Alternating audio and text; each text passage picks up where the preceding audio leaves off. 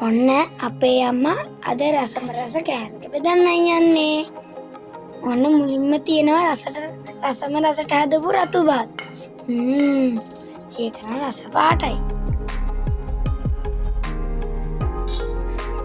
ඔන්න දැන් ඉතින් දුන්න දා තියෙනවා. ඊට පස්සේ අපේ අම්මා රතු බත් එකට හදලා තියෙනවා රසම රස අලමාලුවක්. ඒකත් හරිම සුවඳයි. බලන්නකෝ. ඒ දෙකේ තියෙන ගැළපීම. ඊට පස්සේ අපේ අම්මා හදලා තියෙනවා රසම රස හාල් මැස්ස බැදුමක්.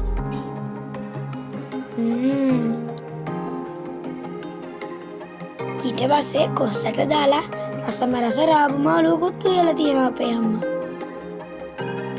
බලන්නකෝ අපේ අම්මා තම්බපු බිත්තරයකුත් දීලා තියෙනවා. අපි ඉතින් ඒක රස බලමු.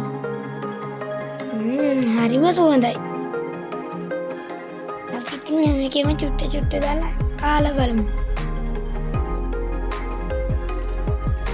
ඉතින් මං කන්නයි හදන්නේ. අපි දැන් ඉතින් හොඳට අරලා කාලා බලමු.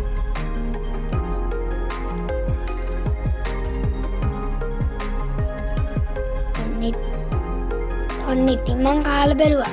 හරිම රහයි. මං අම්මගේ වතින් හදන කෑම කන්න හරි ආසයි.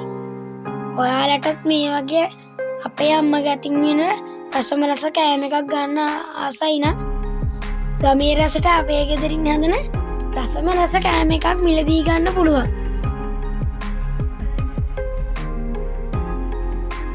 බලන්නකෝ. මේ තියෙන රස පාට.